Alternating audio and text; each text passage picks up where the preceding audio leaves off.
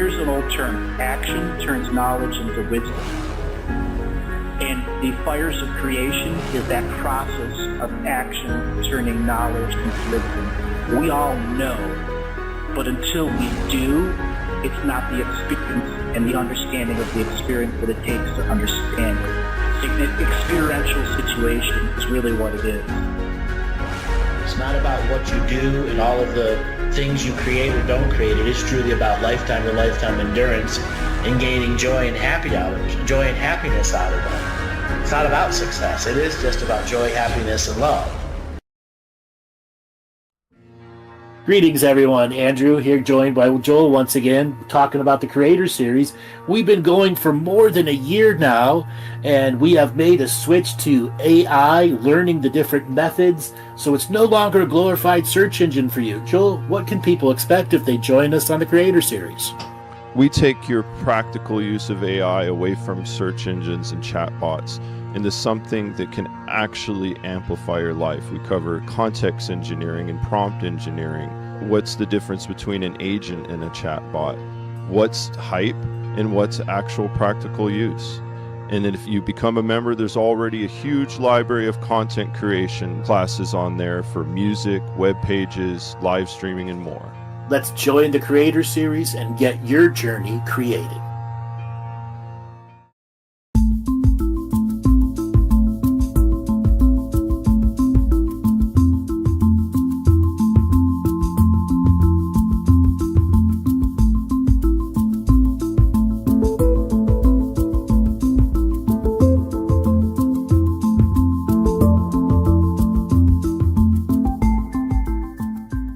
Welcome, everyone, to another Tuesday webinar.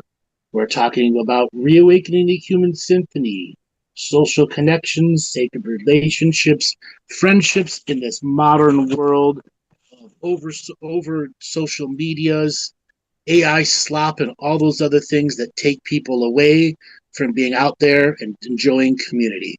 I am joined by my usual suspects. Welcome, everyone. How you doing today?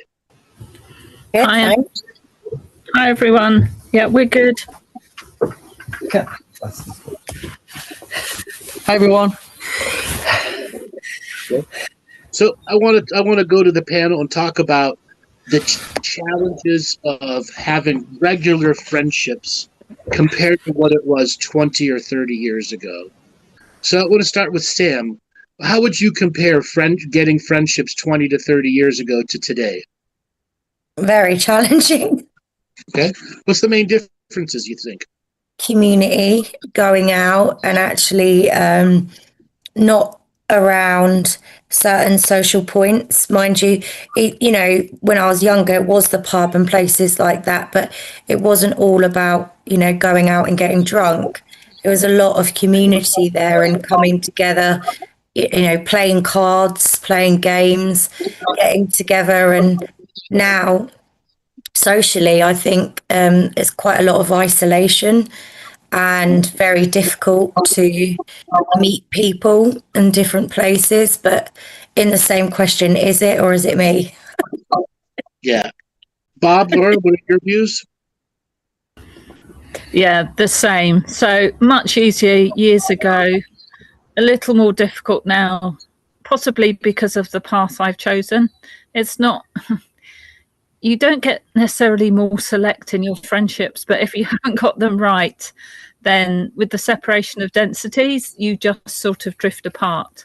And then the other thing, as Sam mentioned quite rightly, is this isolation with the growth of AI and people doing so much online through Facebook and getting their needs met like that and having long conversations online.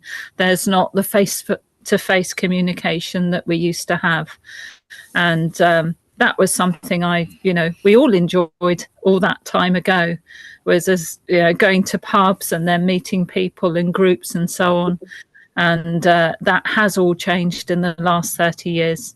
And it's made, in some ways, friendships a little more testing at times, although those who, like Bob and Sam and you and Joel and were sort of on the same path, it makes those friendships much deeper.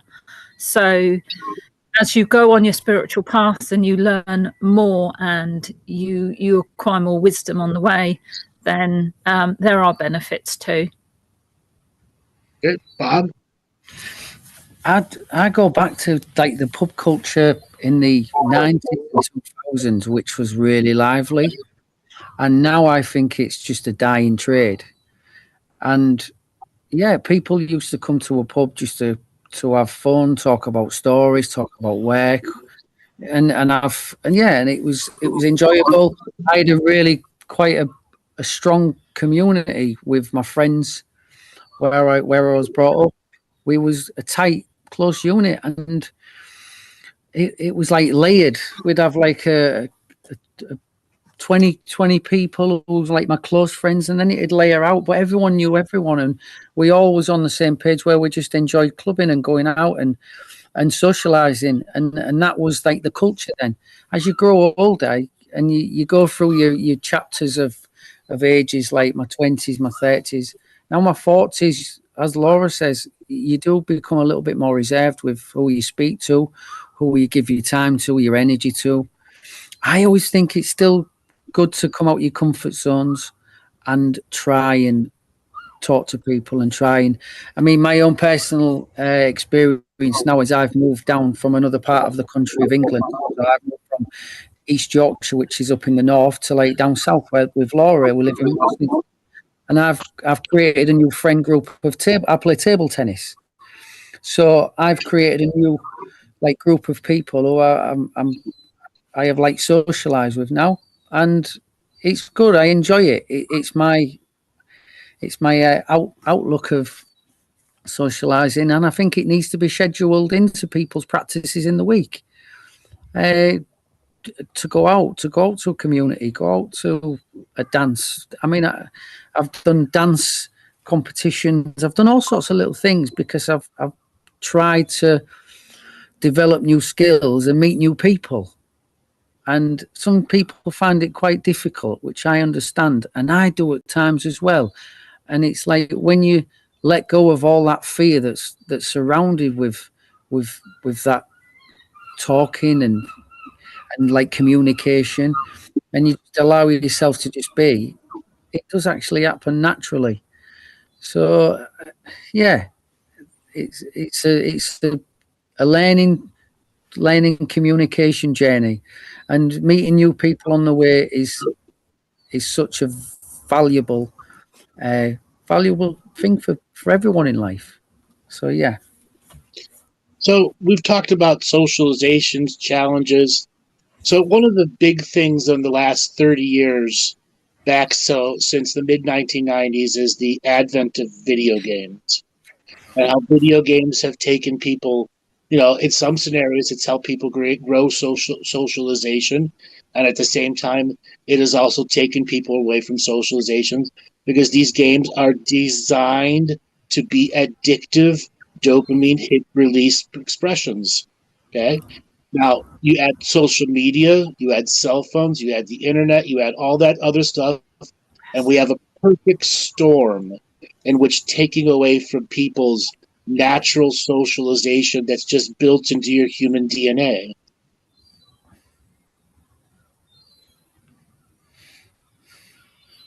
One second here. Joel, are you there? Are we going to open up the Zoom room have callers here? Yeah, the link is out. You can find it in the chat, whether you're watching on YouTube or Rumble, and it is also in the show description. All right. I'm seeing something. It looks like it's not admitting people. Yeah, Sam's just got booted out. Yeah.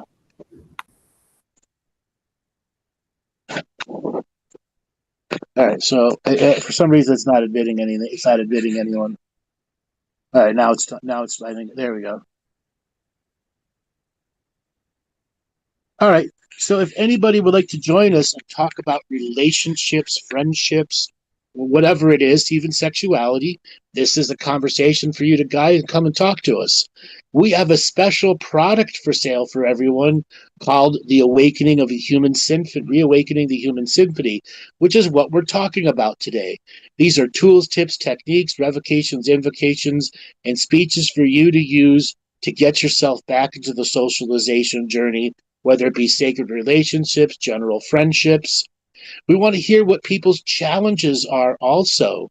So you can come and join the Zoom room. If you'd like to speak with us, all you got to do is hit the reactions button, click raise your hands. So the next thing I want to bring up here is everyone has a trauma in friendships and relationships. With the advent of the internet, backstabbing and betrayal has gone through the roof. Let's see, about 10 years ago, I introduced the backstab and betrayal revocation that a tremendous amount of people were able to use and apply to themselves. And 25 years ago, 30 years ago, backstabs and betrayals were awful. Would you guys agree that backstab and betrayal, when you add the internet, is worse than it was 25 years ago or less worse? Well, it's worse because you're arguing against farm bots, aren't you? So Yeah. a lot of them are just instigating this kind of energy through people and sucking more and more people in as well, aren't they? Yeah. Sucking more and more people in, that the dopamine hit of the troll that's speaking back to you. And a lot of people, they hover over social media just waiting to be evil sons of bitches. Yeah. And just saying those nasty and awful things to a person that's just, presenting their own perception. I mean, for a while I came off Facebook and the other ones because, like, some people would say, oh, I had a really bad day today. So you'd say, oh, are you okay? I can't tell you. Well, then why did you put it on social media? Yeah. And then there's the other people who are always saying I had a bad day because they are looking for pity. Yeah. They're using social media to draw people in. Yeah. Is that because mainly they don't know how to start a communication and just talk normally? Or is it like an energy stealing? Some of it is that. Most of it is narcissistic tendencies. That doesn't mean the person is narcissistic. They just have a tendency to need to get the dopamine hit of a response, because social media is a way to promote yourself privately, but through a public lens. I hear you. So when people post things and then they're looking to see how many hits they've got or who's liked it, etc., etc. Yeah, that's exactly. all ego-driven as well, that, isn't it? Yeah, ego-driven. Okay? Ego-driven and feel sorry for me and victim mentality. It's almost because people aren't doing the inner work, then they have to find some way of getting what they need. I think it's safe to say, though, unlike most social platforms, when you post something, you actually do look and see how many people have commented or how many people have put thumbs up. It's a natural thing to do. It doesn't mean to say it's ego-driven, because sometimes you just want to see how many people have been interested in whatever you've put on there, or whatever photos, or laughed at your meme. Or laughed at your or laughed and had a giggle at something you put on there. Yeah. It's just, it can be community. It can bring a community together as well, and some good conversations and some friendships. So there is positives to social media. But the other thing is, it loses. You don't have tone or anything like that when everything is text or WhatsApp or social media. So there's no voice, is there? So everything is delivered, and it can be ambiguous as to meaning.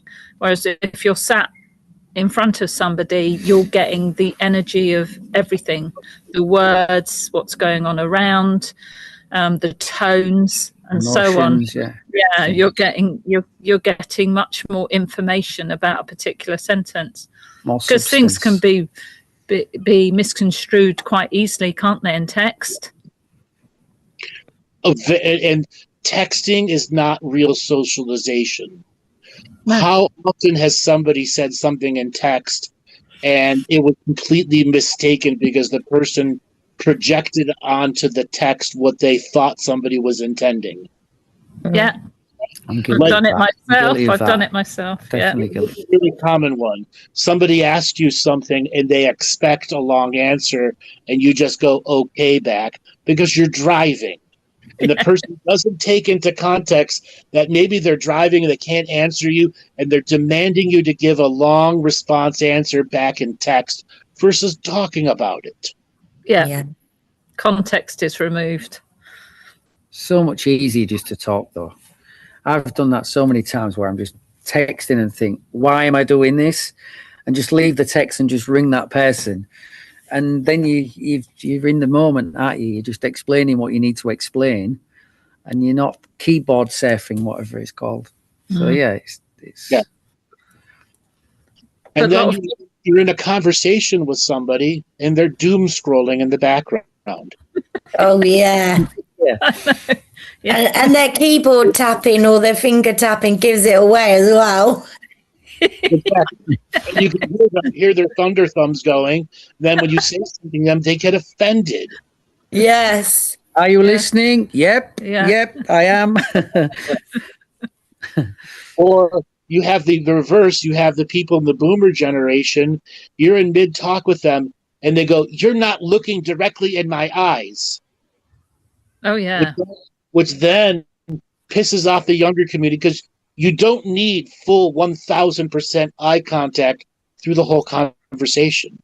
Yeah. You know, No, but that is the way boomers were brought up, isn't it? It's look at me when I'm talking to you. That's what you're told when you're younger. Get out of my eyes. So that's drummed into us when we were younger. So anything less than that appears to be rude or disrespectful. But that's just a program, we grew up with. right. Okay, let's talk about cell phones at the dinner table. Etiquette. My mom said, don't put your elbows on the table, use the right fork, use the knife when you're supposed to. Basic etiquette, great stuff. And then something called table conversation. Okay? So what did you do today? Did you have a good day? Did you have a bad day? How are your friends doing? Just share.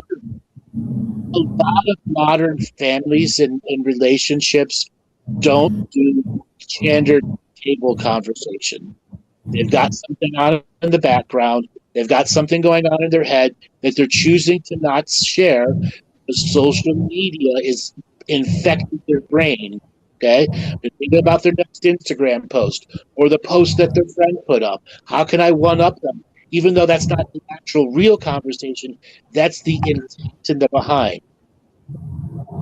We've lost a lot of realness and that family feeling. So, yes, I grew up, everyone around the dinner table, and we shared our day, and that's how we brought our boys up. Right from when they were little, we would try and eat with them so that they get socialization. And it's just the manners as well, and the eating and the enjoyment of food and making that a family thing, isn't it? That comes with the enjoyment of food, sat round and everybody sharing it. And then later it becomes like they have theirs in front of the telly, or a lot of families eat in front of the telly on their lap. I've done that too. But you lose something when you're not getting that face-to-face communication around food. Food is meant to be shared, isn't it? Sure. Yes. And that goes back to the original Hearthstone teachings. Yes. Yeah. In the Hearthstone, it's not just the sharing and creating and making of food. It's the sharing of each meal and experience in the same home that acknowledges that there is a bigger universe at play through every meal, through the way that the food that has come to you in the great food web of life, to the great challenges that family faces to stay in communication with each other. Well, yeah, because so many kids have got their own tellies in their own rooms. I mean, mine had. And then that comes down to you don't watch telly together anymore. So we would all sit round watching. People in England might remember Z-Cars from way back in the 60s or something like that before my bedtime, and the whole family watched it. Now everyone's watching something different in their own room. Yeah. There's no communication and talk about the actual program itself. Everything is isolated to just what you're watching. Okay. Now let's move on to actual relationships. Okay. So many people want a relationship that is sacred, that has all the great balances in it. But the vast majority of people do not take responsibility for their own life. Many of them live in some minor form of delusion, okay, whether it's where they actually are in social standing or not because of social media, or their financial awareness of others versus themselves creates challenges. They haven't looked at any of their own natural traumas, project on others. Okay, many of them are on depression medicines, SSRIs, etc., which means they can have imbalanced moods and concepts like that. That doesn't make them unfriendable. It just makes them more unique to have to get into a form of relationship with. Yeah. Okay. Okay. A lot of people, when they think sacred relationship, oh, it's going to be sacred sexuality, sacred friendships. You're always going to be 1,000% honesty with each other. 1,000% honesty doesn't exist in any relationship. Okay. There are certain things that a person just keeps to themselves for whatever reason. And if you go and challenge that boundary over and over and over again, you become the nag, or worse, you become the undesirable person because you can't respect the most basic boundary of this is what I want to keep internally to myself. And the more you demand and demand and demand 1,000% openness, the more you will get closedness. Well, that's a bit narcissistic as well, isn't it? Sure. But social media has created that scenario in so many relationships. Yeah. Relationship, but I think the biggest one I can think of in a relationship is compromise. Yeah. Compromise, you become a What team. is What is compromise? Yeah. When you can come to some like neutral ground with situations, or you become a team where you understand the person you're in a relationship with. You understand their needs or his needs, and you work together. And yeah, the compromise is working as a team. Okay. How many marriages have we seen break down into pure chaos and divorce and hatred of the spouse and the manipulation of the children afterwards? Yeah. Too many. That has become a poisoned well for many, many children growing up. They grew up in a divorced family where the mother and the father are forever gaslighting each other, forever arguing with each other because they couldn't get over whatever was the separation. Okay? This is not to pick on one or the other. That's just the thing. They never got over the separation and they're both gaslighting each other. And then what does that child do when they grow up and get into their relationships? They gaslight everything around them. Yeah. And don't even know what they're doing.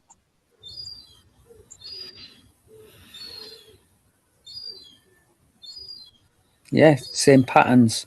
The patterns, it's an imprint that goes onto the children. And then patterns manifest in narcissistic tendencies, gaslighting. And yeah. Now, Well, let's talk about... Go ahead. I was just going to say, until one day somebody does their own work and says, no, I'm not going to continue that.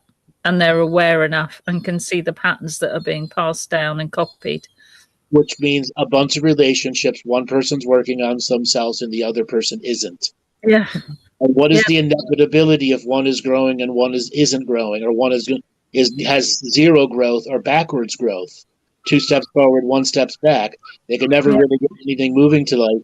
And you see many, many, many marriages, friendships, and relationships that are exactly that, where one person must lower themselves to the other person's level. Yeah. Yeah. And that's when compromise doesn't work. Not long term, because then you're sacrificing your own path for someone else. Is it even compromised at that point if the other person isn't doing anything? Victim No. mode, martyrism. Yeah. It isn't compromising anymore. No. Well, they end up actually stepping on your journey, don't they? A lot, yes. Mm. Okay. And then we add sexuality into this. Okay, every generation has had their people with. I don't want to talk about the sexual abuse side, just promiscuity that created the generational challenges of their era. Example: the promiscuity of the '80s versus the promiscuity of the '90s is a vastly different thing. Okay, and then you have the promiscuity of the 2000s, where women and men are getting 200 partners by the time they're 21, 300 partners. What does that do to the soul when you've been with that many people?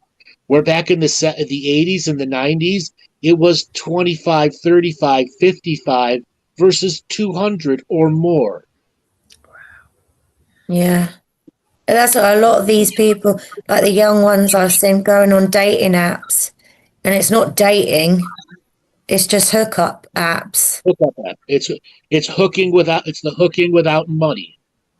And then, like, I read something the other day, and there's got to be an element of truth with that. With every sexual partner that you have, you're obviously sharing your soul. So there's parts of your soul that could be left. And if you're having that many encounters, what must it be doing to you? Oh, I could go in for hours and hours. First thing first, when you have a orgasmic release or a failed orgasmic release with a person that you barely know, your energies intermix, your shadows intermix, your bad sides intermix, and your good sides intermix, to the point you can't tell what your good side or bad side is, was, or will be, because you've been with 25 partners in 1 year, or you've been with 200 partners in a year, and you have 200 people's bad sides, good sides, all intermixing with your own, and you've lost your own internal sacred sexual identity. Mm. Mm. And then many of those people who have those forms of high body counts, they have great orgasmic energy, but they're actually not achieving real orgasm anymore. Yeah. Mm. Okay? They're achieving sport sexuality, like scoring a point in a baseball game or a basketball game. Mm. Right? And then also with that, Right. surely your Right. creative side, like your creative spark, that you could get that with Sacred Union, that's not being utilized either, is it? Because it's just a sport. Right. It's score point, crowd cheers, go on offense, go on defense, score point, crowd cheers, score point, crowd cheers. There's no true enjoyment of that journey. There's no future with the person you had, with the partner you had 11 partners ago.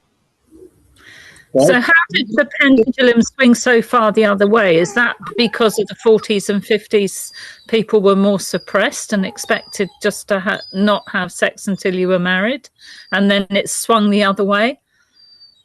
No, well, we have to go back to the Summer of Love, in which that 40s, 50s housewife idea was broken by free love, sex, and drugs, and rock and roll. Okay? That's what began the large, high promiscuity journeys for the people of that generation. And every generation, it got a little worse and a little worse and a little worse. And then the internet and social media come around. Okay? Dating apps are eventually the highest form of evolution of that, where it's just there for hookups. Like I said, it's just like having a hooker, but there's no money involved. That's what these dating apps have evolved to with the modern dating concept, even though there are many people who don't want to have a hookup culture.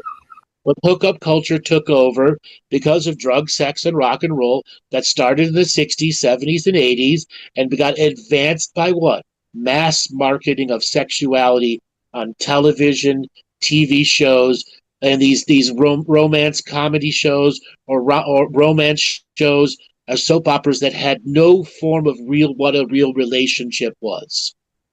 Yeah. Love Island. Yeah, and the social media and so-called celebrities. And like even when you think about it, like going back to my grandma, you'd only show a certain amount of flesh, so to speak. And now the young girls, like they've hardly got anything on. There's nothing to the imagination, is there? I gotta challenge you. Some of the stuff the girls wore in the 80s and the 90s were far less, more flesh was shown than today. Okay. Boob tubes. Remember boob tubes? Yeah. Yeah. So from a mean, projection point of view, are you opening yourself up to that as well? No, the thing is, the 80s and 90s girls didn't have a social media page in which they have 35 sexy pictures of themselves with all the filters in it. Okay, I hear you, yeah. Right? You had a Polaroid of yourself. Yeah. And you didn't share that with anyone unless you saw your family, you saw your family's photo album. Yeah. True, isn't it? Yeah. Yeah. So I would say the clothing that the 80s, 90s, and early 2000s girls would wear was far more provocative than what is today. And what is today just looks back on the previous provocative era and tries to emulate it. But then add in social media, beauty filters, the differences in makeup. Okay, the price of clothing has come way down. Yeah. Okay, and a lot of these things wash 5 times, throw away. Yeah. No Yeah. quality to them anymore. Yeah. Well, wash 5 times, fall away, wash, yeah, to the next, isn't it?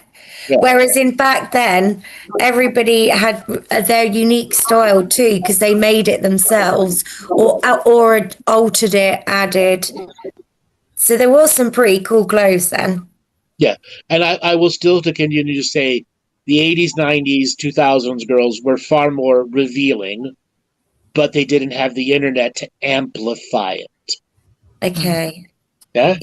It didn't have the internet to amplify it. Now we talk about yoga pants. And you go to a gym, a standard workout gym, and the girls come in these extremely tight, revealing clothing, and they've got their phone on and they're live streaming their arms and legs workout and wondering why people are looking at them. Yeah, I mean, there's this new fashion at my gym with this. Sound like I'm really old, but it's like it clasps around their bum, and you've got extra, I want to like elasticated, which highlights the bum cheeks. Right. It's padding, isn't it? And then shows thigh gap. Yeah. Okay? And a lot more. You see the camel toe right away. Camel toe, yeah. Yeah. Okay. Now, what is it where a girl goes to a gym in their own head? I'm doing nothing wrong. I'm wearing something that makes me look cute. I'm filming myself exercising that I'm going to put on the internet. At what point do they realize the narcissistic perception of it? Most of them don't. I was going to say they just don't, because it's become the norm. It's become the norm because of social media. And then if you have a girl or a guy who constantly puts out sexy pictures on their social media and you're dating that person, is it okay to have a boundary and say, if we're going to have a long-term relationship, the posting of sexy pictures has to end? Oh. Modern woman who wants to be the girl boss says, no goddamn way. Yeah, I'm a free woman. A free woman. Okay?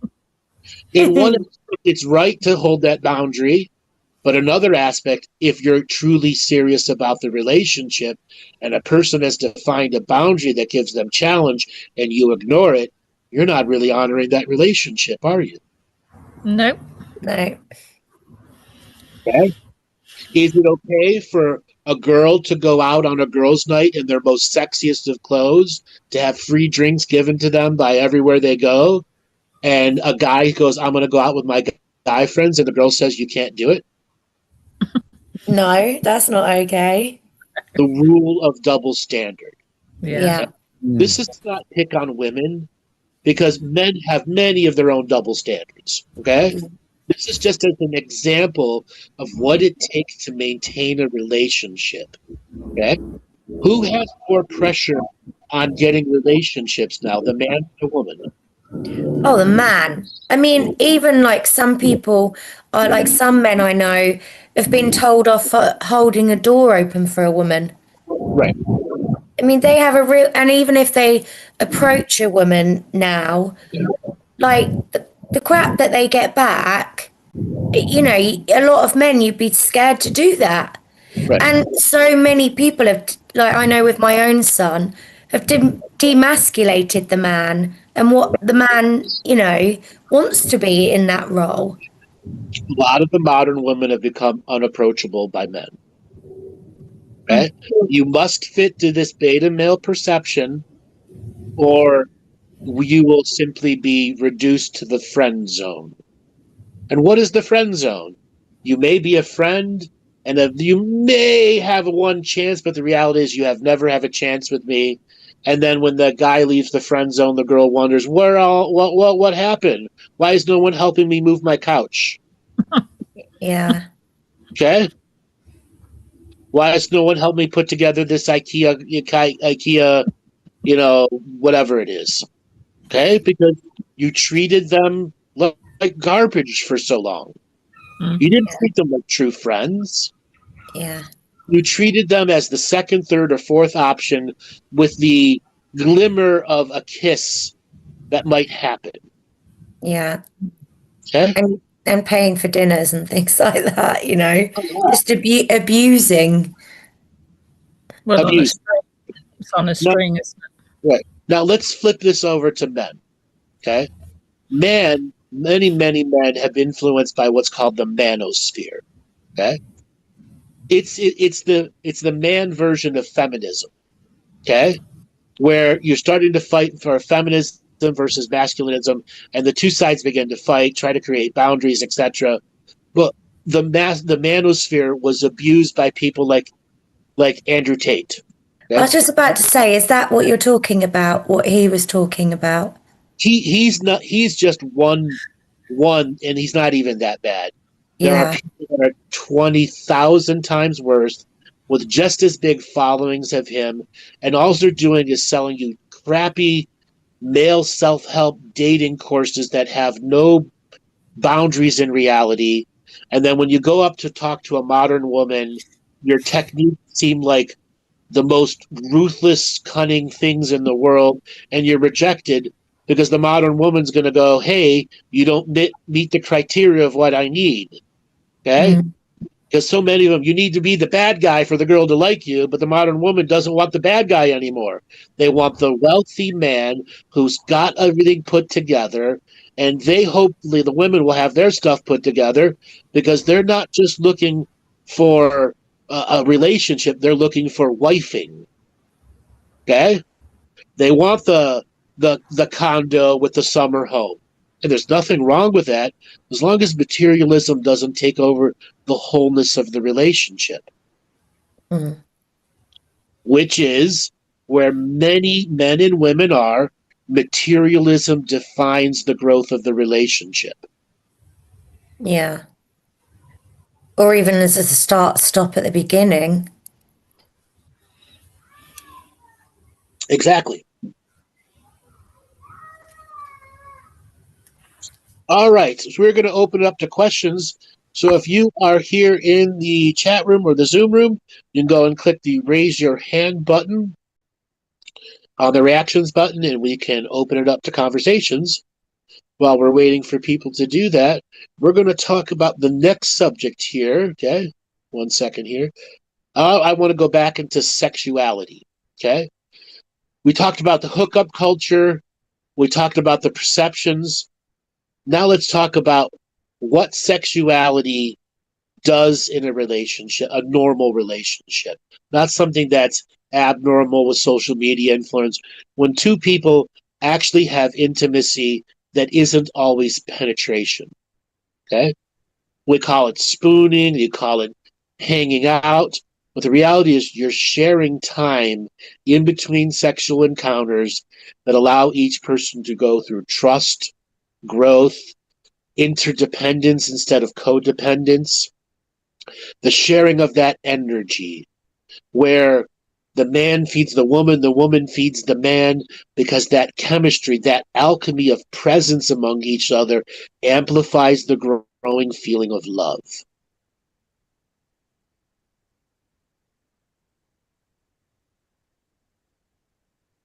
Is that how does that relate to sexuality, though? The growing feeling of love. Well, surely with that, then there's another expression. It's another expression, isn't it? So then you can further that expression through that, can't you? Sure. But a lot of people in this modern area don't actually have that in between in sexual encounters where they grow together, because the modern world takes them into so many distracted directions where they're not truly present with each other in that state of just closeness. One's on that's their why, phone. yeah, that's why I love what you've always said about the friendship. Yeah. Start with the friendship first. Friendship first. One's on their phone, on social media. One's playing a video game. One has to bring work home because they need to be able to keep that job. Another one doesn't bring work home from their job and wants to engage the person that has to bring home, and it creates these imbalances where they don't schedule time because of the unawareness of what close interpersonal time really means. You can be doing folding laundry together and still have that close interpersonal time. Okay? And it's not even about large conversations. Sometimes you're just both quiet together, because sometimes you don't need words. And in this over-amplified world of social media, when's the next, 3 dots under the text bar that the person's responding to me? Okay? Yeah. And you have to fill every second of the conversation. Well, the amount of people that I witnessed just going away on holiday in that quiet, intimate time, even going out to a restaurant, and both of them are on their phones and they don't even talk to each other. I couldn't believe that. Yeah. And that intimacy, like even just putting the phone down and being in that quiet space together, is far greater than both of you sitting there on your phones. Right. Well, it's that presence, isn't it? It's having that presence, whether you're quiet or whether you're having fun, whether you're in a conversation. It's being fully present in that moment, isn't it? Right. It's having Some a deep bond. people don't know how to be present, even with their own selves. Yeah, that's true. Okay?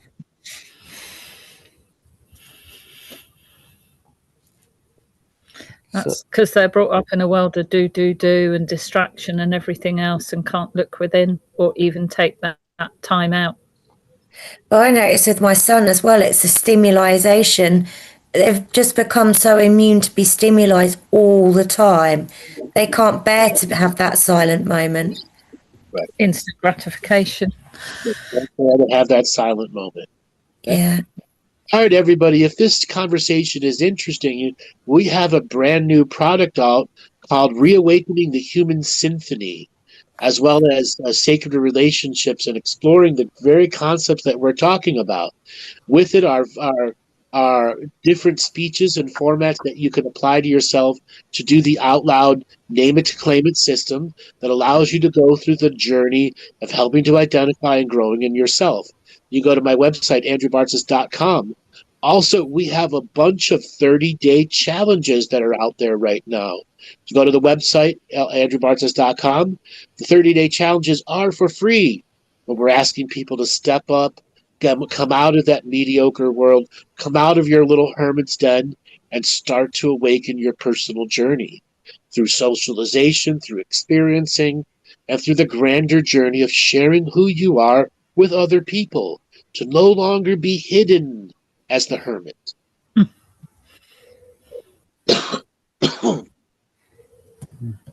Yeah, you are worthy.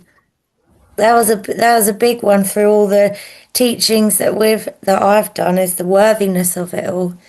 Yeah. Like, everyone's worthy of that time for them to do their practice, especially as a free practice that Andrew's been putting out there, to build that community and the worthiness for yourself to feel that self-love to continue it, because it's made a massive difference in my life. So we're going to open it up to questions for people that are in the Zoom room. You can click the reaction buttons and click raise your hands. We'd love to hear from you on the subject of relationships, sexuality, friendships, the challenges of what this generation is going through. Also, if you'd like to join us, you can go into the show description, and it'll be a way for you to come and join the conversation where we're at. All right, so we've talked about a bunch of stuff. Now I want to talk about fear of missing out, FOMO. Okay? This drives a lot of modern youth to go and do the social media thing, to go and do this, that, whatever it is the modern kids are doing. And then you have the Gen X and Gen Z and millennials who have a different perception of what fear of missing out is, versus what the boomers have their own fear of missing out. Each generation has this interpretation. Example, when it comes to video games, it's the fear of missing out on this video game and the fun that it can create, but the isolation that it creates. So let's talk about FOMO, fear of missing out.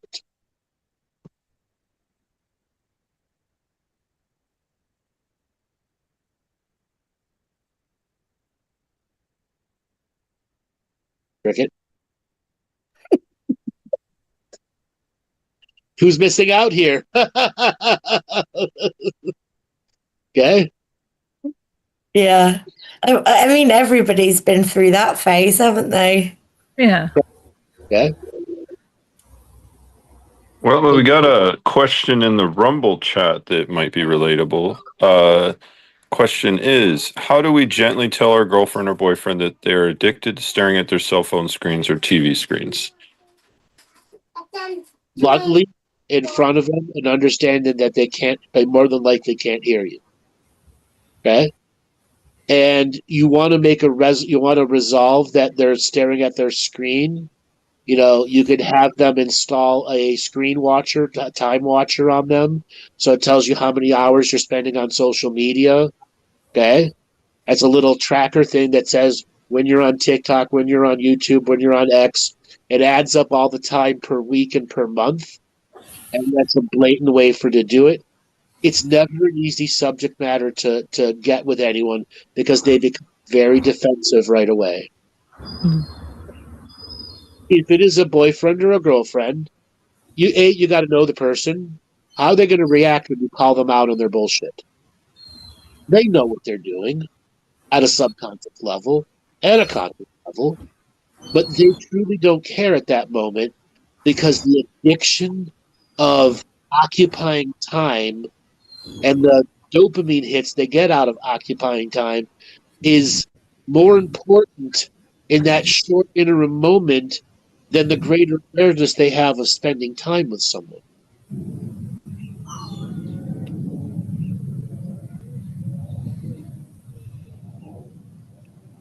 A lot of times that person has no awareness of the future or the past. They're only present in that dopamine hit moment of looking at the phone or the screen. Okay? Now, this has existed in the past. It's just extremely accentuated now. In the past, it was men watching sports. women watching their soap operas, vice versa, the man watching sports, the woman reading their book. Couples have gone through many ways of ignoring each other throughout the many generations of history.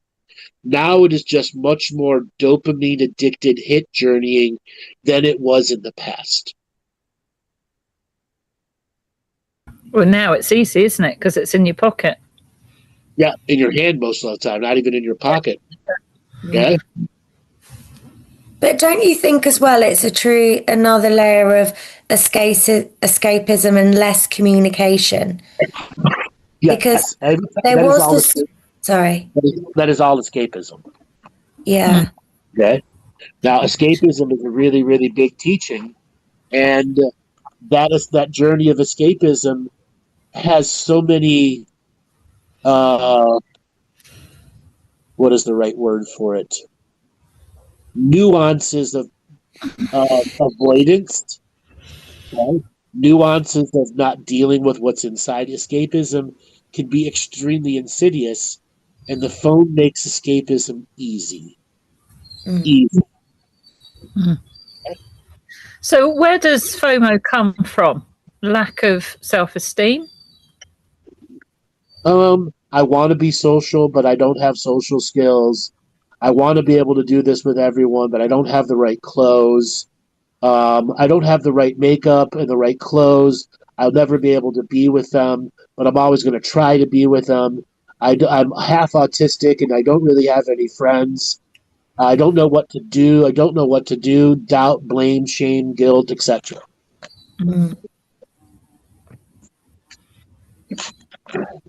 That's all in your worthiness teaching, really. Yep. And what is worthiness? How you value yourself. Yeah. But for me, one of the biggest things on the worthiness was accepting love. I was very good at giving it out, but I was not willing to let it in. And I was so unconscious of that. That took me a long time to unravel that. That's because we fear being hurt again, isn't it? Yeah.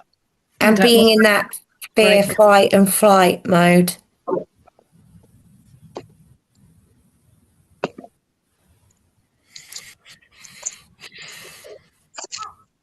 So let's delve deeper into escapism. Okay? So what was the escapism we had in the 90s and the 2000s? Video games? Video games, sports, watching television on sports, cable news, cable television. Okay? Shopping. Yeah. Okay? Shopping is mostly done on the internet now. Yeah, that's a good point. Yeah. Radio. Who listens to radio anymore? Only the people going to and from work in the morning. Yeah. Okay. Yeah. If that. Okay. Pornography. Yeah. Yeah. Okay. And that's men and women as well, isn't it? Right. That was one of the biggest dopamine destructive hit things from the 90s and the 2000s. The advancement in the freeness of pornography for everyone, everywhere. Mm-hmm. Yeah, they wouldn't get embarrassed about it being on the top shelf in the newsagents. Having to go to a 7-Eleven and buy a magazine and go through the purple face embarrassment. Okay? Look how that's progressed, though. From when you used to be like VHS tapes, and it was like stashed in one of your parents' corners, and then it's like progressed to mobile phones, and then now it's just available just at the touch of a button. You can watch anything, any kind of porn.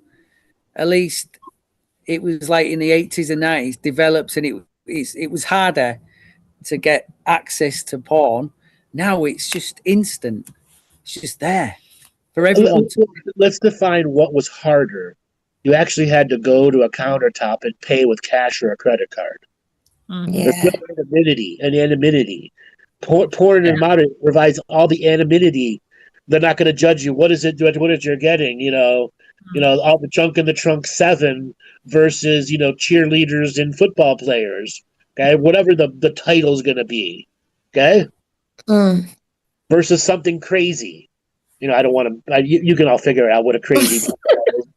Okay.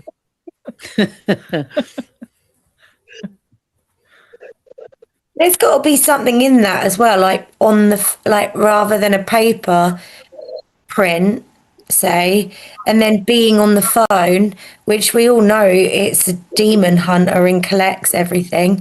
So if they're going around with it, it must be collecting even more.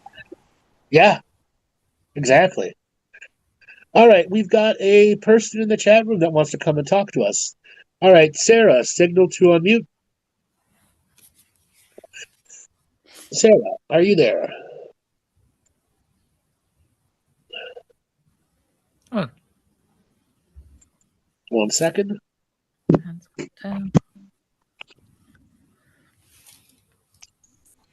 All right, Sarah, I gave you a signal to unmute.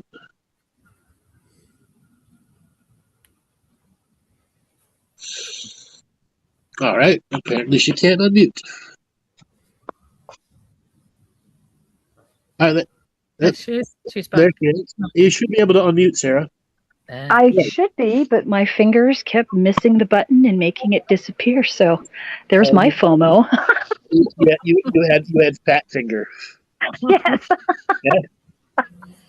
That's my question is with the FOMO, and if we have so much available to us, how the fuck are we in the fear of missing out? You ain't missing out on shit. You're just not searching the right channels. There's so much to miss. And you don't want to be on the tail end of the viral hype of whatever it is. So what do you think they're, what does that do? Are we just in a spin? Yes, we are in a spin, but we're all waiting for the next viral thing to take over. We're going to lead the charge versus being the last one in. Well, what are they leading the charge to? Nothing. Okay, that's part of the problem. Part of the problem. Nothing.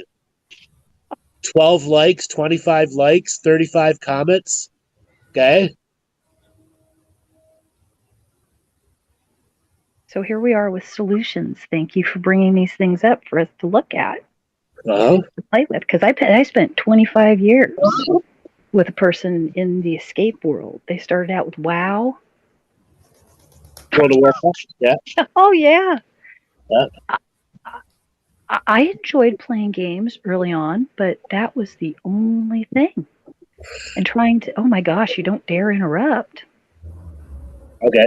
WoW is World of Warcraft is a perfect example of a game that had the greatest potential to create high creativity, but they started, once the game got past its 3rd expansion, they started purposely programming it to be super addictive on purpose, and it was done by the corporate elites that had took over the gaming industry in 2009s, 10 to 11s. Okay. I'm so glad to hear you say that, because when I was in around 2008, I was literally looking this up to see if it was technically addictive.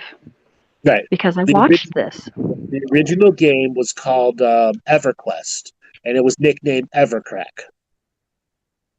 Okay. Oh, I didn't know that. That was the first game that psychologists looked at and began to see people go through full psychological degrading by overplaying the game, not taking care of themselves, losing all of their friendships, only having friendships through the game, okay? All the time having to pay a significant amount of money to stay at the top fake gold. Yeah. I'm like, you're really going to take your food money and you're going to go buy virtual money so that you can color your hair and change the color of your scabbard. Seriously? Right. Because they've lost their identity to the game. It's much safer in there. It is, well, no, it isn't. There are some evil people inside that game that do some evil things to people. Very big predators. Oh, I Narcissistic saw them predators. too. Yeah. Absolutely, but they're not physically in your face. They won't see you cry. No, they won't. No, they won't smell you sweat, but they know that it's happening. And Exactly. they do it on purpose. Absolutely. Now, World of Warcraft is not the only game that's like that. No. Virtually every game out there is designed that way since the 2008, 9, 11, 2008 to 2011. All the big video game studios moved into that direction. And we've all been led down the garden path, especially since the advent of the television and our Vita Vita Vegemin advertisements. Okay. Right? Well, The level of multi-level propaganda marketing. that we've succumbed to is... Multi-level marketing. Remember Yeah. Herbalife? Remember how Herbalife was I everywhere? participated in Herbalife, and I'm thinking, I'm really going to do this? No, I can't. I'm sorry. I have to stop that. Versus the Amways of the 80s and the 90s. And Amway tried to hold on. Bless their hearts. They really did. They tried to expand. Amway should have had physical stores. That's their failure. They should have I agree. transitioned out of multi-level marketing, and there should have been Amway stores like there were Walmarts everywhere. I completely agree with that. And the relationships fall in with that too, because I've been to several of these meetings, and it is like going to cheerleader camp. Boy, do you feel like you belong. Yeah, they take all the self-help motivation techniques and just apply it to salesman businessship. Right, and they want you to get all cozy with the person above you, so you get to respect authority, right? And Right. You want to strive to be that top dollar. You can do it. Meanwhile, you mean absolutely nothing to them, Right. except for the dollar sign that you have the potential to bring. That's right. And maybe for those that are narcissistic, they get to watch you squirm. They get to get that feed off of your energy because you want to come up and worship them. We've got somebody we can worship and be in relationship to. So that's what I'm saying. Okay. So this brings me to the next subject, the parasocial relationship that people have with podcasters. Example, Joe Rogan, one of the biggest podcasters in the world, love him or hate him. There are people that will go to they don't ever listen to a show. They only go to the comments and troll people in the comments. Okay?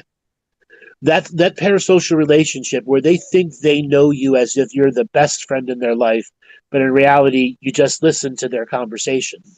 You listen to their talks. You listen to whatever it is they're saying. And this parasocial relationship has really induced a lot of isolationist tendencies into people.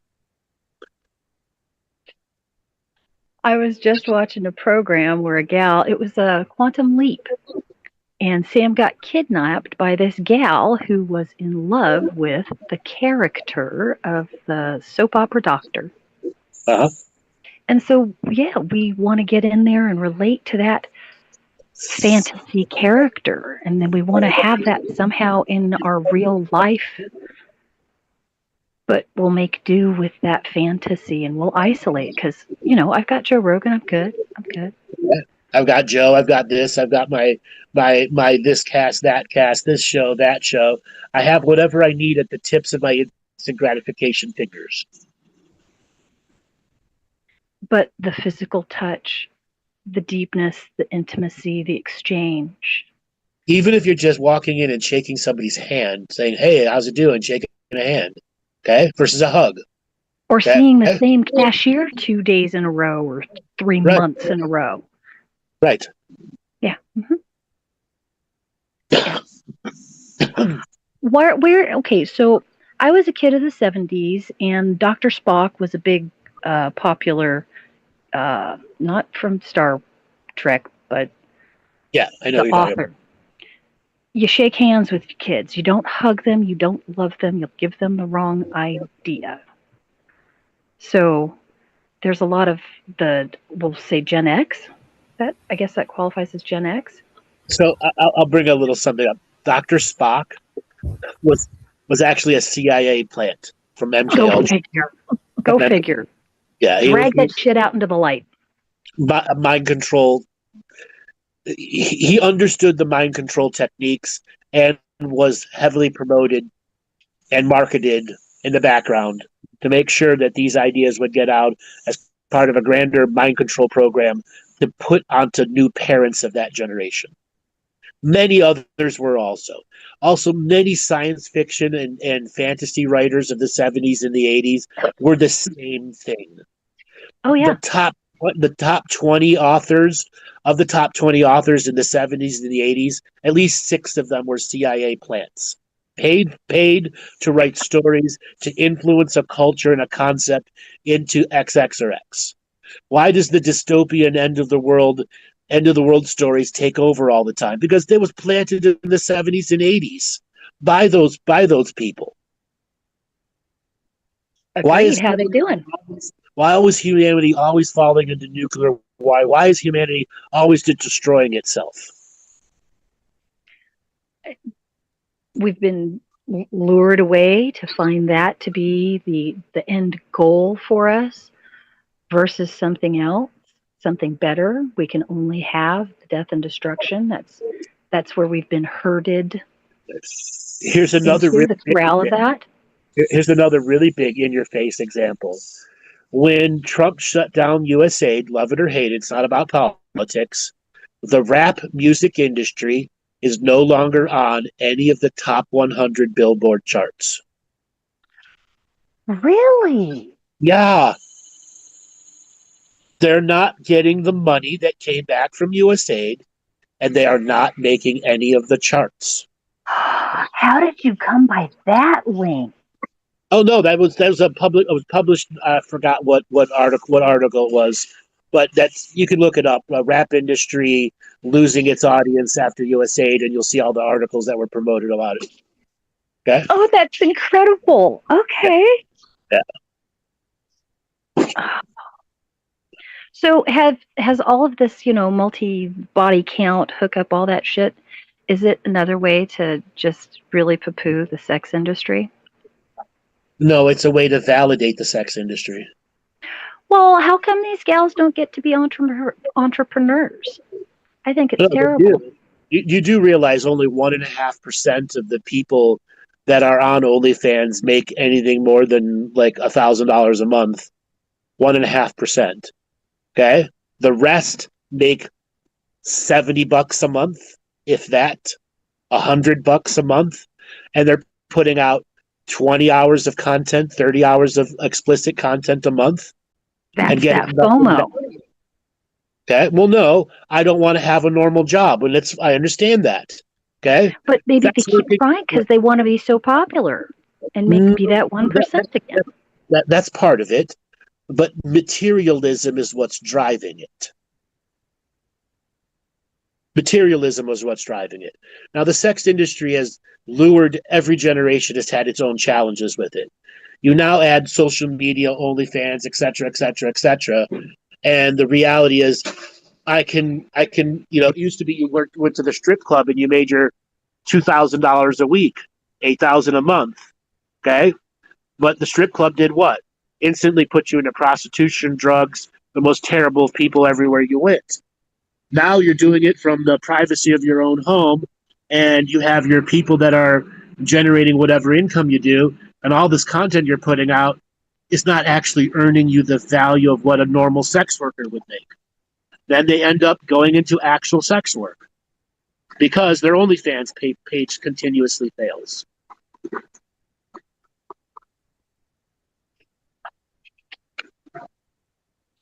It's like they knew the human brain. Exactly. It's this grand psyops on humanity's culture.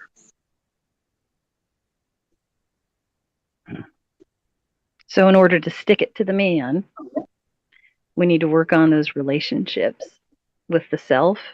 Yep. And then the next. How do you call it? The certain degrees of separation? Yep. Degrees of separation. Yep.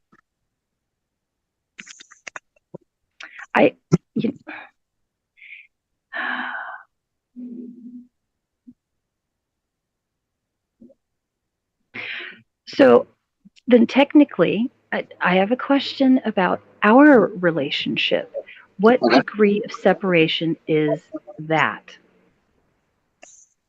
You I talking talk to you ever so ever often on the right here, right now, Okay. but I've never physically met you. So what kind of So we have a verbal relationship in which I've given you advice over the years, Mhm. and then there's the practice you have done on your own. Yeah, I may have sparked it, but the practice that you did created changes within yourself, which has created a closeness because you realize when you actually practice, it creates a change. Yes, you have been instrumental in fostering my relationship with myself.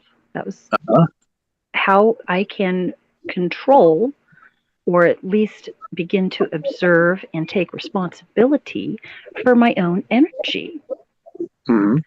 I may not be able to dictate the energy that is outside of my bubble, but my choice and my actions have every effect on my personal bubble of reality. Okay. I've also been a consistent factor in your life of ups and downs and in betweens and thunderstorms of emotions. That consistent factor of work on yourself, take care of yourself, self heal, self nurture, and at times pointing you to say, "Hey, you can't avoid this anymore." Okay. Agreed. That's what real practical teachers do versus the AI slop teachers that are out there now. Real teachers the real teachings, not teachers, have a price to pay, which is responsibility to do something about it. And spiritual bypassing is the common part of today's culture. They don't want to take on the responsibility of actually having to do it. They want someone to do it for them, which turns into these people who just shop for healings and never actually process or do the work. Okay?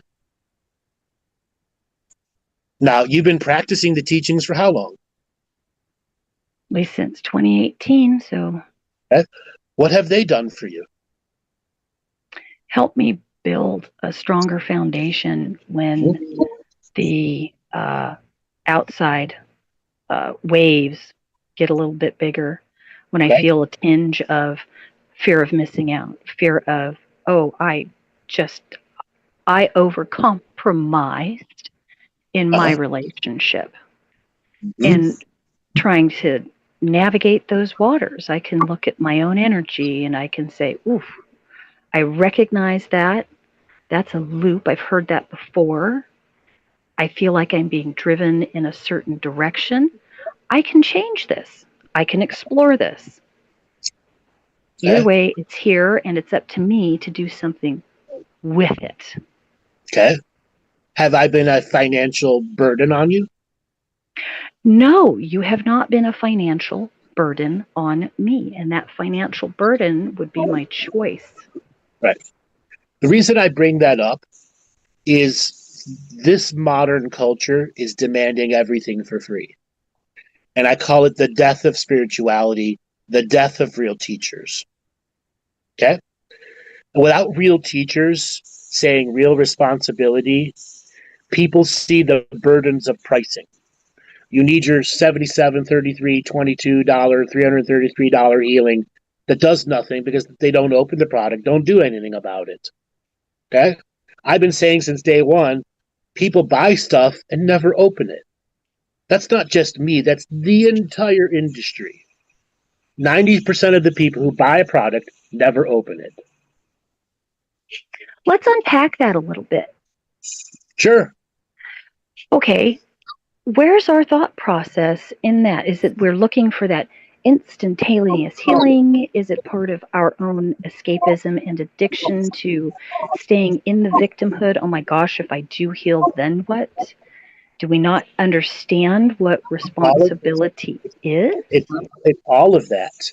It's all of that. For some people, they buy the product and don't open it because buying the product makes them think they're still in the game. Okay? Okay, and then there are the ones who practice twice a year, get something out of it, and then quit. But they hold that as a badge of honor and courage. I did it, but I'll never grow beyond it. Because it actually took a lot out of me to do that 1 week of work.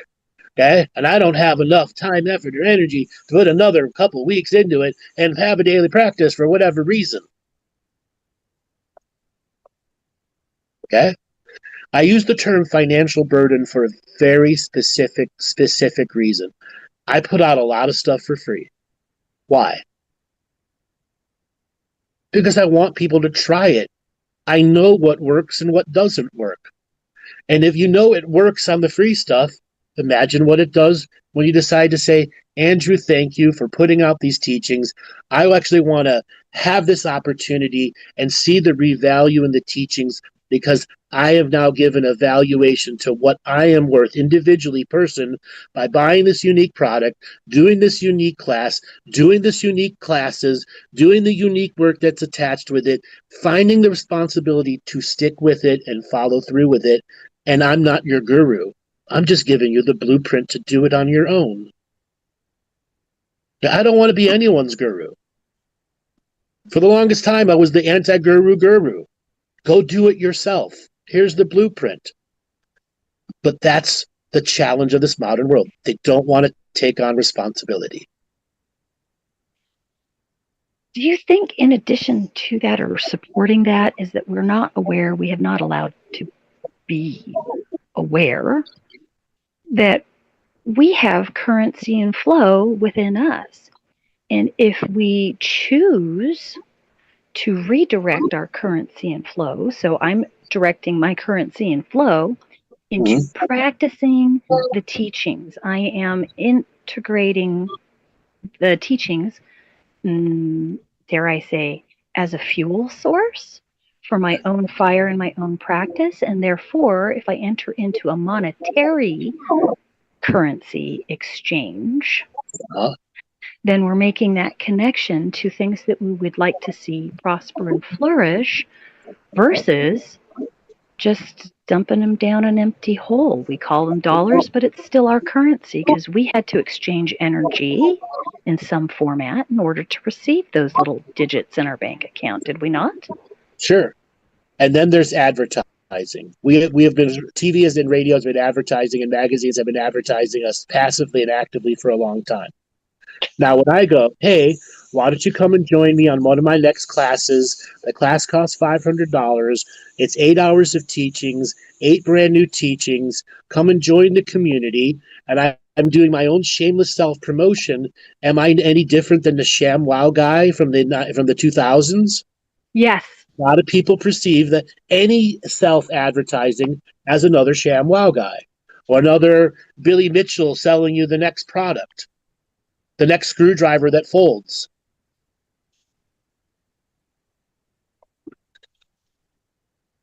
What do I say to that?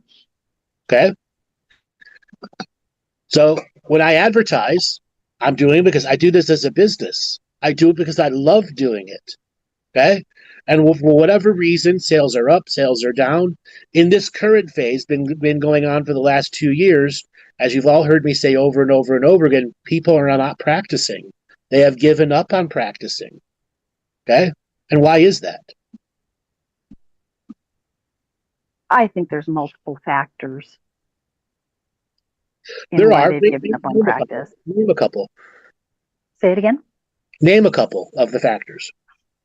Well, one of them is that we have gotten tired and we feel like giving up because, let's just take this most recent news of, okay, working from home, that's enough. Now we need to have everybody come back. But they're coming back to a shithole. It's even worse now.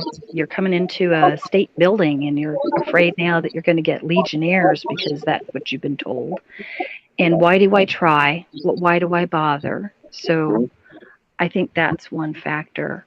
I call that the poly crisis, the never-ending crisis of advertising the next psyop to you.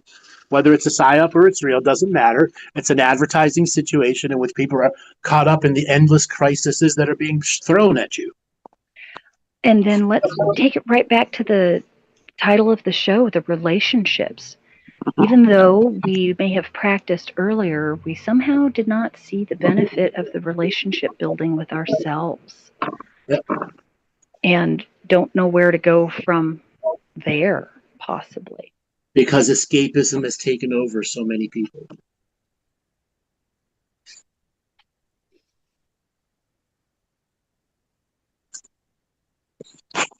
Escapism has taken over. But what's their goal is returning to the loop. And that's going to have to be fine because we all do get our choices. Let me be blunt. The vast majority of people have nowhere to go to. They don't have a grounded base to even begin with. Thank you for putting these teachings out here as a grounding base. Okay?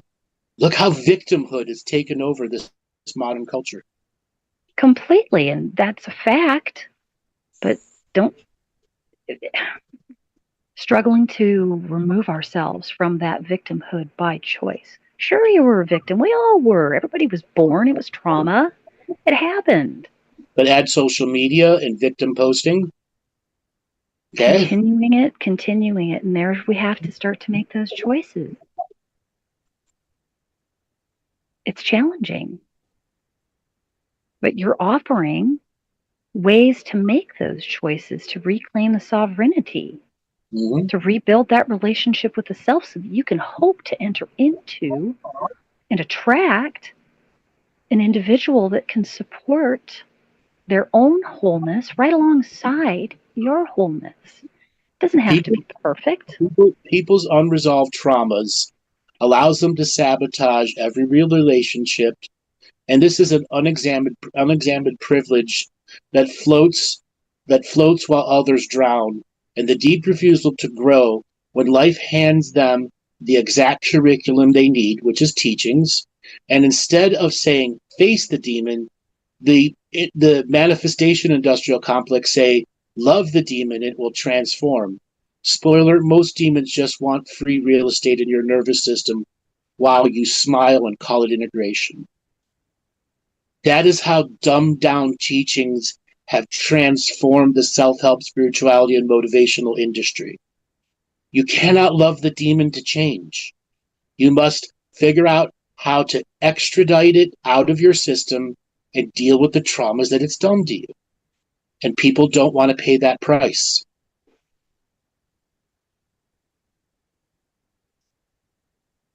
Why not?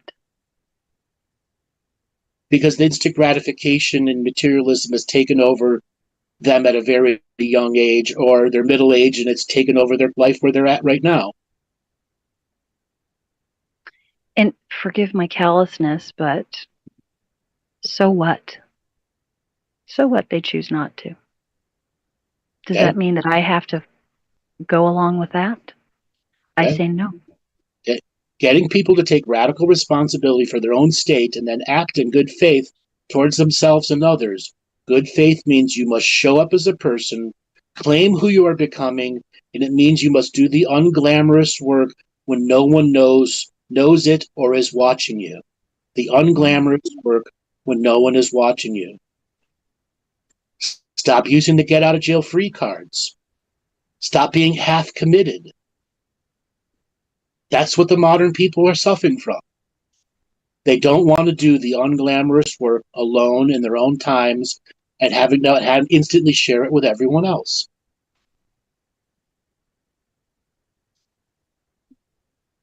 Okay. Some of us, I know that I have been experiencing some challenges for myself when it comes to doing a thing. I find myself facing this, but I just want a friend to do it with me. Exactly. I want somebody to play with me. Mm-hmm. Mm-hmm. And that's a hurdle. It's a victim energy too. Yes, sir, it is. Or me. Why Yeah. doesn't anybody want to play my game? Okay. I have watched people go through what you're talking about over and over again, and they find that broken energy, and now they spiritually identify with the brokenness, and they suddenly feel meaningful with their own brokenness.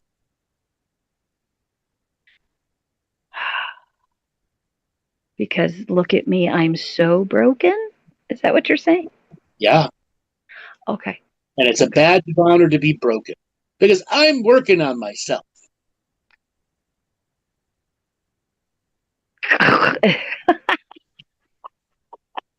At least there's that. Okay. But most of those people are never actually working on themselves.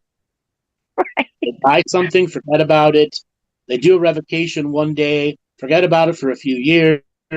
It never actually means something to the greater growing them. I can just say for my own particular practice that I've had to look at myself in the mirror a couple of times and go, so what?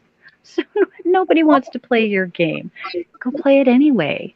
Give them a chance to find you, but you got to start playing or nobody's going to show up.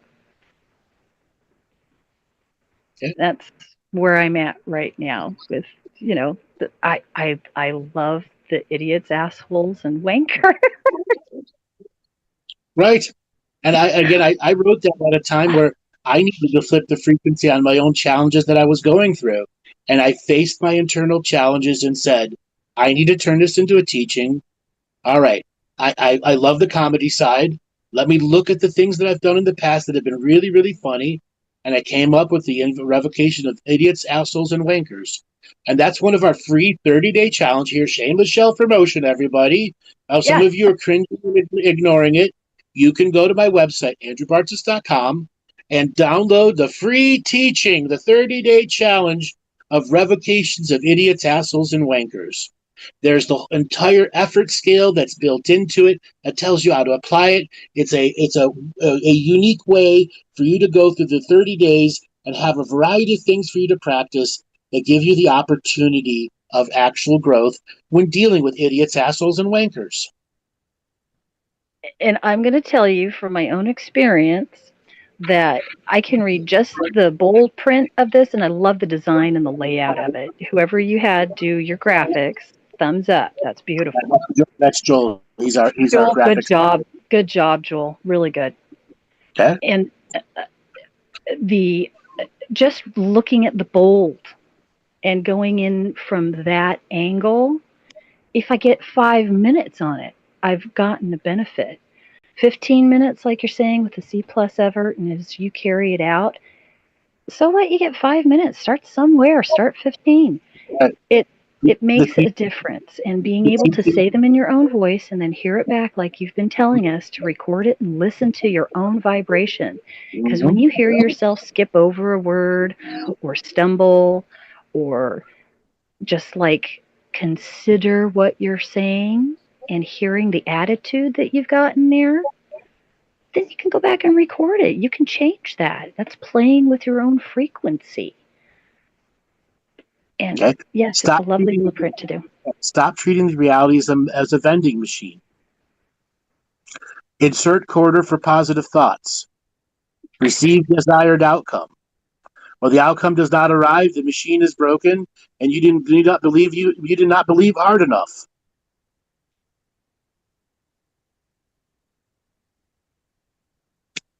Yeah, that can happen.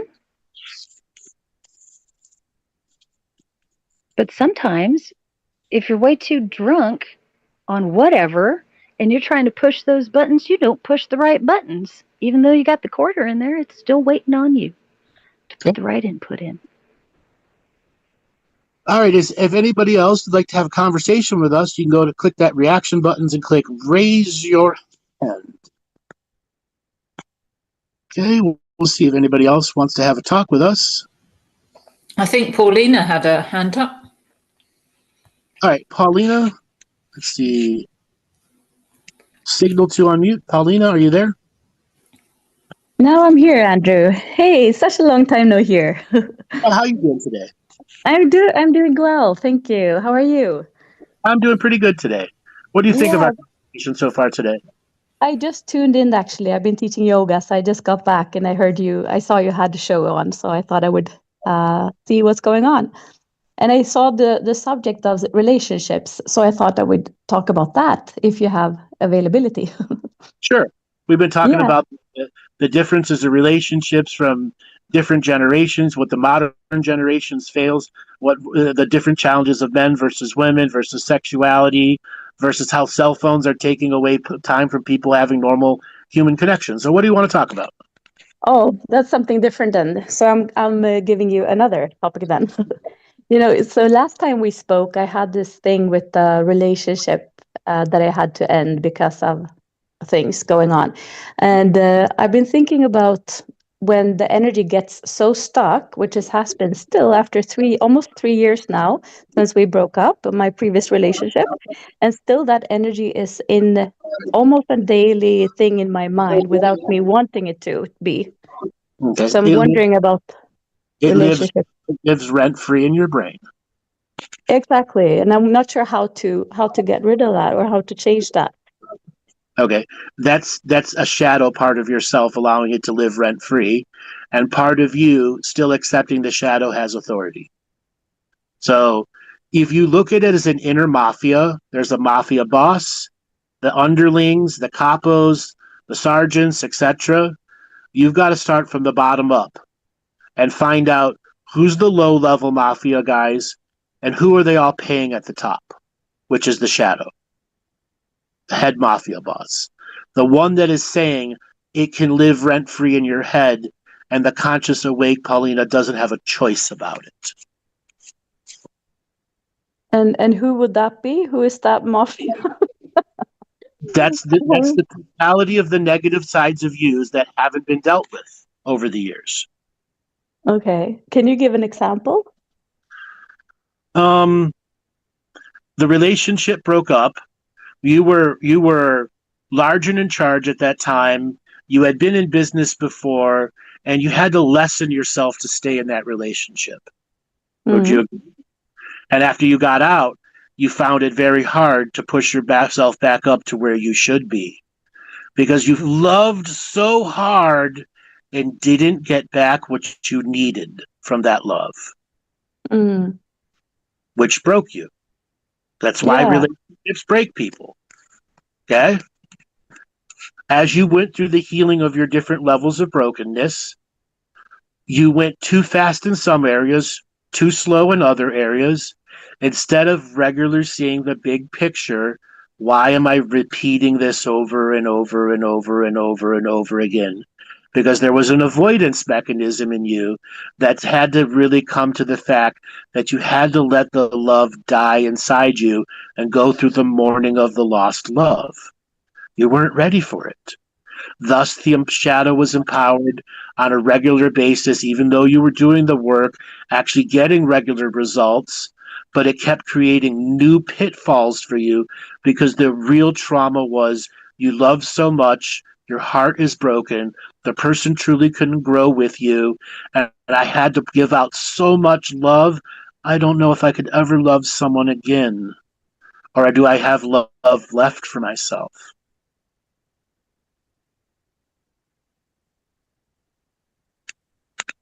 And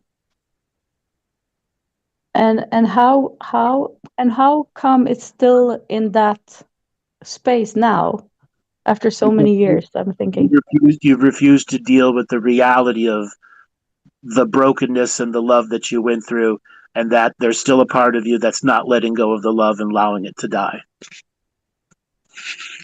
And how to find that specific part? You got the part that's holding on to that negative dream, which is using it to project into your future life and future relationships that are or are not there. Yeah, I'm just not sure how to find that part and just bring it out. I've tried so many different things. Listen, you've been avoiding it for so long, it'll be the hardest thing you've ever done. You got to get in touch with the person that is still in love with that person and saying it cannot be anymore. That's where you start. The end point of that journey will be mourning of the lost love, just as if it was the death of a loved one. And it does take time to get over the loss of love. Yeah, and I thought I did all of that, but obviously not. No. You did the work. It just adapted to what you didn't do. Does that make sense? The shadow adapted to what you were fixing and created other things that were part of your avoidance mechanism. The long-term need of healing the lost love. 6 months into it, a year into it, you find yourself regularly repeating, and all of a sudden you get a bunch of victories over yourself. You get out there, you're empowered, you're doing, and then wait one night of insomnia, and it creeps right back in. Okay? Because you're still lost, have to go through the mourning of the lost love. I'm just not sure how to do it, because I cried every day for a year, for the first year, and then did so many processes the second year, and still now I've felt like, okay, I'm done, but still the thoughts keep coming every single day. Once again, you're literally repeating what I just said. It's adapting to you. Oh my God. It's adapting to you and waiting like a predator for your weak moments to come back in. So should I see it as a separate part of myself doing this, you mean? No, it's the shadow. It's the shadow. Okay? But that shadow has influenced a number of positive parts of yourself to be the bleeding heart loss. I'm not letting go of that love. Okay? The part that's victimizing you is a good part of yourself. The one that wants this love so much.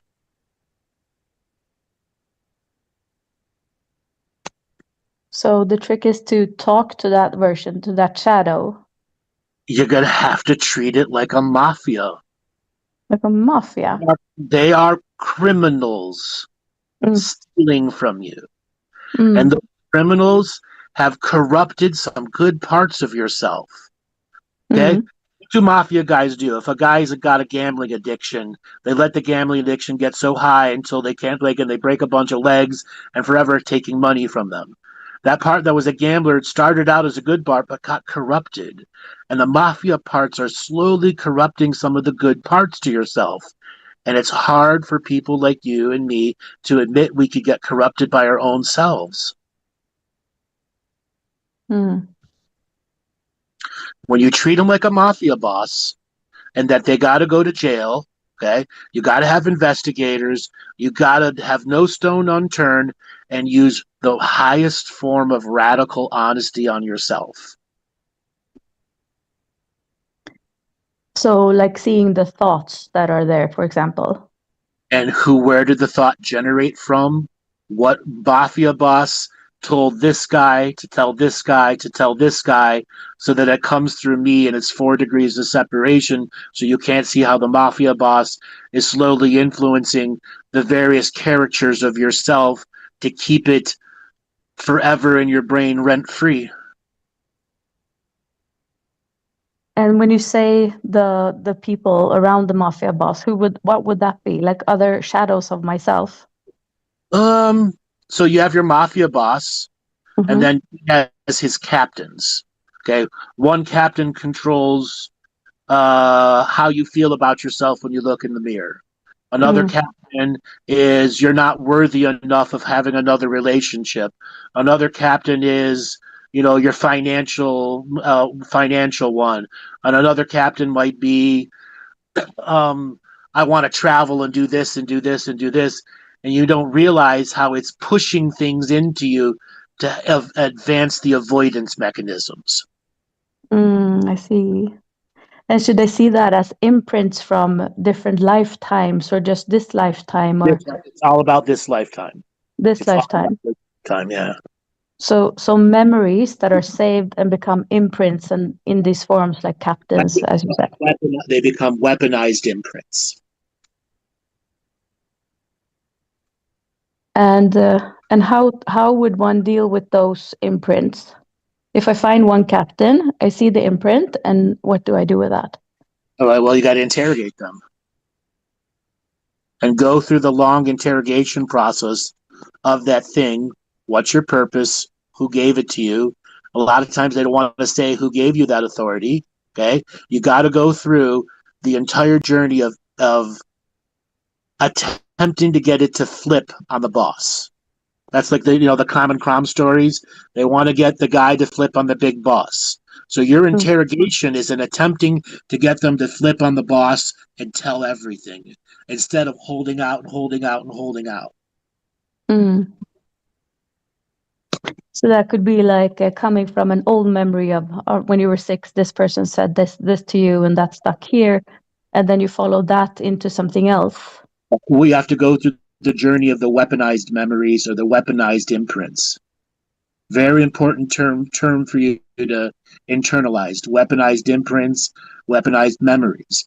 A lot of the mafia bosses and the capos want to use they weaponize a memory against you, which is how it lives free in you.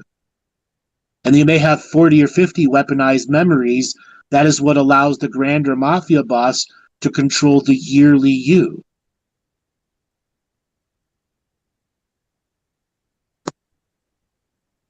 What does the mafia boss want? He wants a tithing from all his capos, and then wants to be able to steal 30% of your yearly energy as a tax.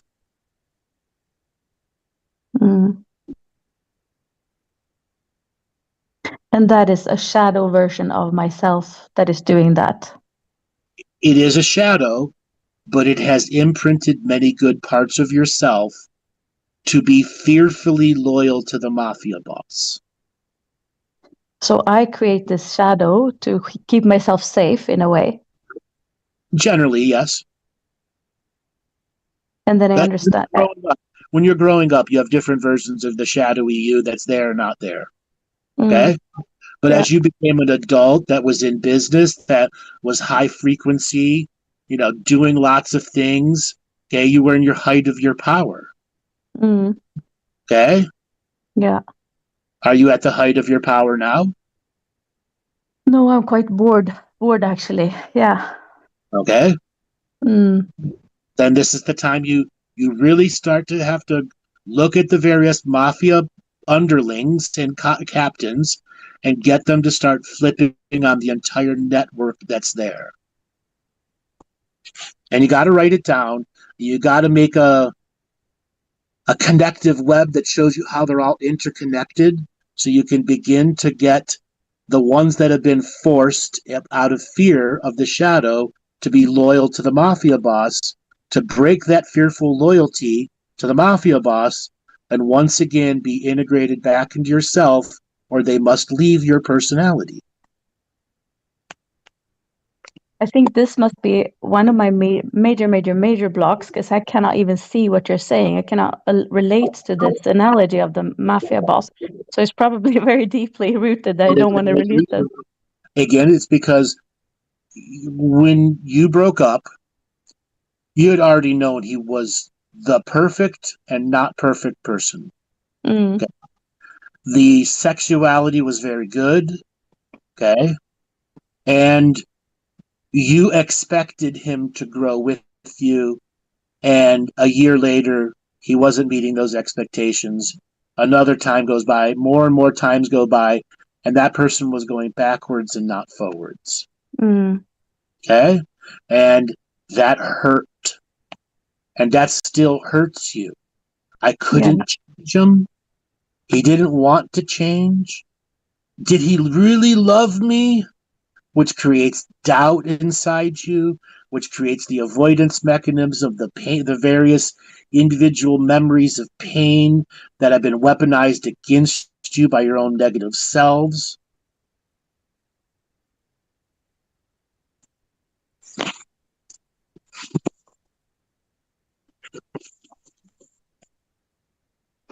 So interrogation of myself, like asking, where's this coming from? Who's supporting whom? And then write it down and start working on the web of deceit that the mafia bosses use, who are using fear to get loyalty from good parts of yourself who are betraying you because they're afraid of the mafia boss, the shadow. And can you see it as belief systems that I'm looking for? Belief systems are 50% of it. Okay. The hardest part about belief system is there are false beliefs that you have. Yeah. And you have to confront them, and that will hurt even more. And that's what fuels the subconscious avoidance mechanism. Deep down inside, you know it's a false belief, but the ego can't handle it now. It's still dealing with the loss of the love.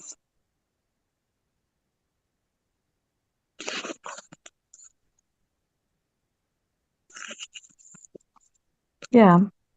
And I'm not really sure still what I should do about it, but the questioning. I already told you. Start the interrogation process. Write it down. Build out the web of the different aspects.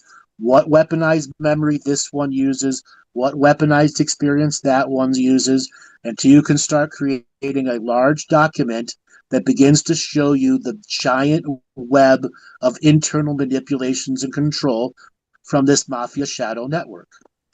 Mm. So, for example, thoughts I have about myself, those are the ones I'm looking for. Right.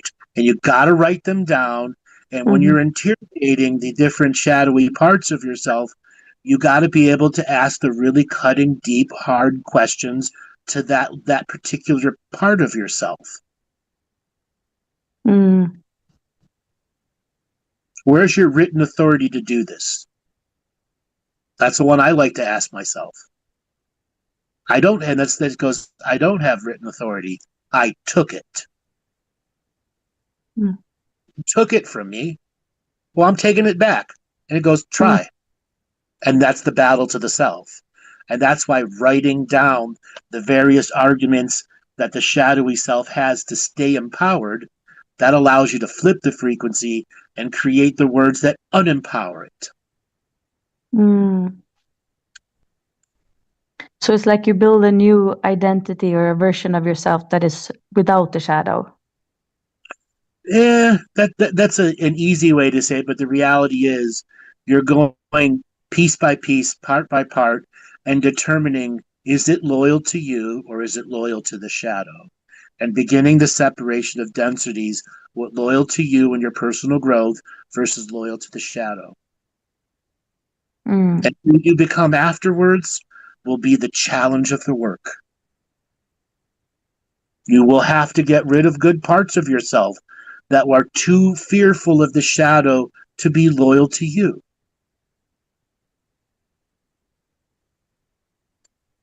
Yeah, because if you take that example with the mafia boss, I have no idea how to deal with the mafia boss. I think I would go into the fear state.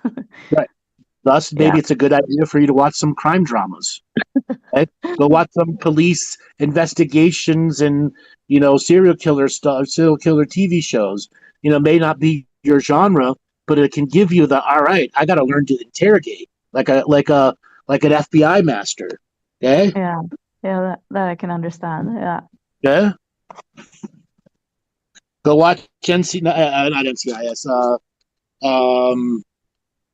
Any of the crime investigation shows. Okay, they're all they may be maybe shitty to you, but it will help you understand how to be the authority that's interrogating and how to project authority to a shadow part of yourself that doesn't recognize your authority. Mm. And then breaking it to the point it flips and turns over all the real evidence, and still has to suffer the consequences of what it did.